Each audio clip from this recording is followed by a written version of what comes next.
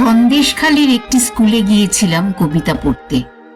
গরিব ঘরের মুখগুলোর দিকে তাকিয়ে আমি ভারতবর্ষ দেখতে পেলাম। এদের পেটে দানা নেই, মুখে আবেগ নেই, চোখে কৌতূহল নেই।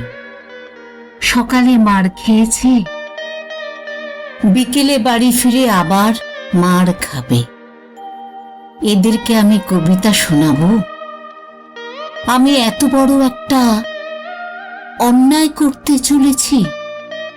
আমি তাদের শ্রীনিকেতন নামে একটা গ্রামের গল্প বলতে শুরু করলাম। একটা আদর্শ গ্রামের গল্প। রবীন্দ্রনাথ যে গ্রামের স্বপ্ন দেখেছিলেন এবং বাস্তবে করে দেখিয়েছিলেন। কোনো জাত থাকবে না, কোনো ধর্ম থাকবে না। ধান খেতে ধান হবে, সেই ধানের কোনো দলিত নেই, কোনো বামুন নেই। গরিব, সো হোয়াট? বাড়ির উঠোনগুলো হবে জ্যোৎস্নার মতো। ঘাস দিয়ে চপ্পল বানাতে হবে, আর হাতে উঠে আসবে বই। তুমি যাই করো, বৃক্ষরোপণ করো, বসন্ত উৎসব করো, কবিতা শোনাও, গান শোনাও।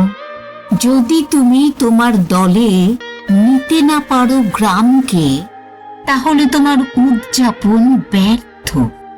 তোমার গান, তোমার নাটক, তোমার গল্প, তোমার কবিতা সব বৃথা।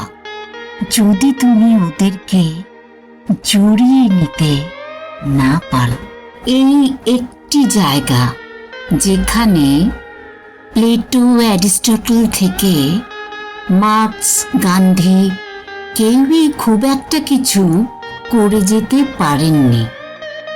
উঠোন পরিষ্কার করে নিকিয়ে রাখার পর একজন মানুষ তার আত্মাকে পরিষ্কার করবে একটা গান দিয়ে, একটা কবিতা দিয়ে। কোথায় হয়েছে? ফ্রান্সে হয়েছে, জার্মানিতে হয়েছে, চীনে হয়েছে। যে মানুষটা নোবেল পাওয়ার পর ভেবেছিলেন, যাক, নর্দমা তৈরি করার টাকা পাওয়া গেল, তাকে 34 বছর ধরে শুনতে হয়েছে বুর্জোয়া। শব্দটা এখন তেমন আর শোনা যায় না। ক্ষমতা সরে গিয়ে যেমন ক্ষমতা আসে, তেমনি পরিভাষা সরে গিয়ে পরিভাষাই আসে। সেদিন সন্দেশখালীর স্কুলে আমি কবিতা পড়ব কি করে, এটাই ছিল আমার সামনে বড় একটা চ্যালেঞ্জ। সন্দেশখালীর স্কুলে দাঁড়িয়ে আমার মনে হলো দিল্লির ইন্টারভিউয়ের চেয়েও কঠিন একটা ইন্টারভিউয়ের সামনে আমি দাঁড়িয়ে। আমি কি পারবো এদের কবিতা শোনাতে? একটা লাইনও কি পারবে এদের আলো দিতে? কে আমি? কি আমার পরিচয়? আমারই সন্তান সম শুকিয়ে যাওয়া ছাত্রীদের সামনে নিজের কবিতার বই হাতে নিয়ে পড়ব বলে উঠে দাঁড়িয়ে এত অসহায় আর কখনো লাগেনি। আমি ইতস্তত না করে একটি কবিতা বলতে শুরু করলাম। কৃষ্ণকলি আমি তারেই বলি, কালো তারে বলে গায়ের লোক। একেবারে ম্যাজিকের মতো কাজ দিল, কারণ বাজিগরের নাম রবীন্দ্রনাথ। হঠাৎ দেখতে পেলাম স্কুলের ভিতর এক অন্য ভারতবর্ষ। পেটে ভাত নেই, তাই বলে একটা কবিতা শুনব না? একজন মাস্টার মশাই এসে চিরকুট দিয়ে গেলেন। সেখানে লেখা, রূপমকে একটা চাকরি দিন। চিরকুটটা হাতে নিয়ে আমি কয়েক সেকেন্ড বিহ্বল হয়ে দাঁড়িয়েছিলাম। আমি 50 বছরে 45টি কবিতার বই লিখেছি। এদের একজন অন্তত আমার একটা কবিতা পড়েছে বা শুনেছে। 50 বছর ধরে কত লোকের সাপ অভিশাপ বহন করে রোজ সকালে 4 ঘন্টা টেবিলে বসে কত ঝড় জল পেরিয়ে সন্দেশখালি পৌঁছে এটুকু শান্তি পেলাম। রবীন্দ্রনাথ না থাকলে, কৃষ্ণকলি না থাকলে সেটাও জানতে পারতাম না। রবীন্দ্রনাথ না থাকলে, কৃষ্ণকলি না থাকলে সেটাও জানতে পারতাম না। অনুষ্ঠান শেষে সন্দেশখালি ঘুরে দেখলাম, অনেকটা ভিতরে গেলাম। শীত আসবো সন্ধ্যা হয়ে আসছে। মাছের ভেরির উপর গোধূলি নামছে।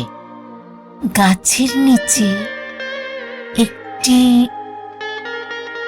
একটি মেয়ে দাঁড়িয়ে আছে, সঙ্গে তার রোগা মা। আশ্চর্য, মনে হলো রবীন্দ্রনাথ এখানেও আছেন। যেন কৃষ্ণকলি আর তার মা দাঁড়িয়ে। কৃষ্ণকলির হাতে একটা কাগজ। চাকরির দরখাস্ত নয় তো? কলকাতায় কাউকে পৌঁছে দিতে হবে। আমাকে চমকে দিয়ে ঘোমটা ঢাকা মা বলল, আপনি এখানে একটা সই করে দেবেন গো। আমার এই মেয়ে বিয়ের দরদাম দেখে বাড়ি থেকে পালিয়ে গিয়েছিল। তখন এই কবিতাটা পড়তো আর বলতো আমি এরকম হব।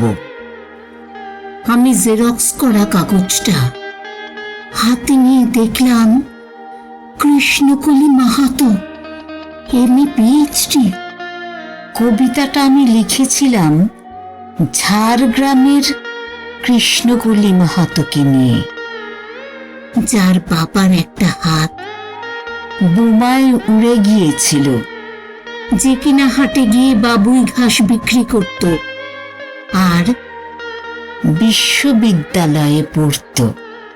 এমএ পিএইচডি করার পর সে একদিন জার্মানি থেকে সেমিনারে ডাক পেল।